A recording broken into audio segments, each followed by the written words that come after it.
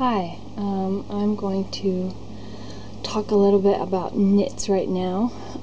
To sew knits, I have a stretch needle in already in my threaded machine. I have my regular all-purpose foot. Everything is threaded normally, and then let's see. So I like to sew with a zigzag about 2.5 to 3 depending on what I'm sewing. So I'm going to put it at 3.1. I don't know if you can see that. Anyway, so let's fix this. So when you're sewing your fabric, you can tell the difference of the front and the back by, I don't know if you can see this. I'll put another picture in. But the back basically has, it almost looks like little waves or W's or M's, whatever you want to call it. And then the front, they're just lines going up and down, kind of like little V's in between the lines. I'll show a picture of that later. Anyway, so let's get my fabric. So you can pin your fabric if you'd like or not. You know, it depends on what you like to do. I'm not gonna pin right now. So I have 4 layers of fabric right now because I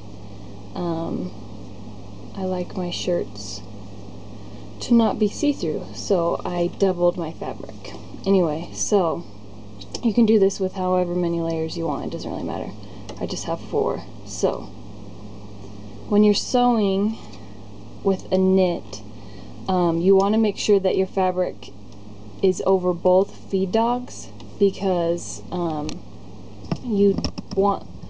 that's the most control you'll have, and that's something that will help your fabric not get pushed down in the hole and get stuck in there. So make sure you have both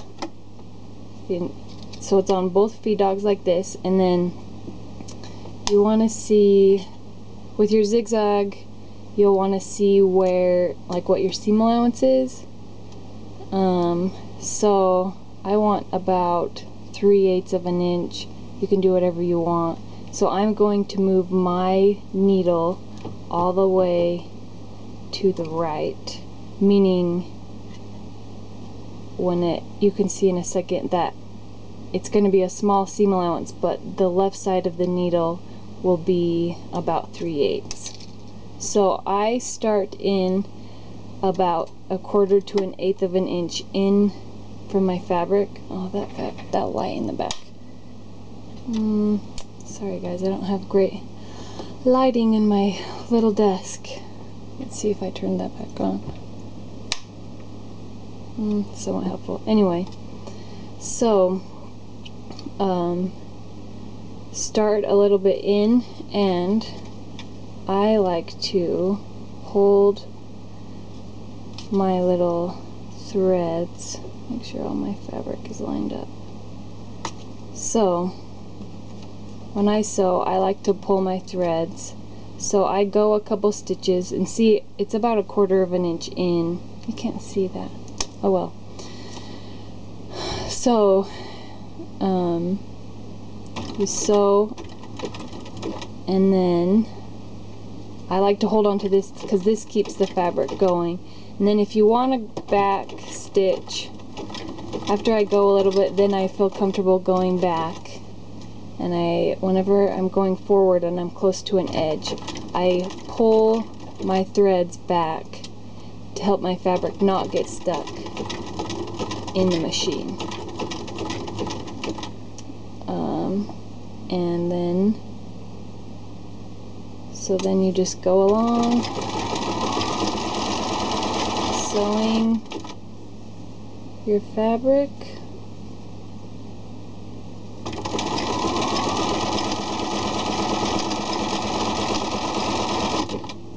And I'm not being too careful. So one thing, if you're sewing along, let's say you have a pin in like this. So if you're sewing along, I don't know if it'll do it. and it gets to the point where it's kind of bunching up. Let's see if we can go any closer. See how it's kind of bunching up right here? I like to put my needle down, lift up my foot, and it lets the fabric bounce back, and then I put it back, put the foot back down, and then I keep going, so then you don't have any little bumps. And that's if you have a pin. I don't always sew with the pins. I'm kind of lazy, or slash just too quick for pins sometimes when I'm sewing knits, because knits are pretty forgiving. I really like sewing with knits because you can get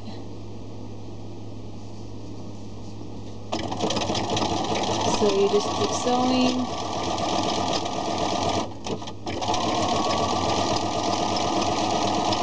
So you get to the end.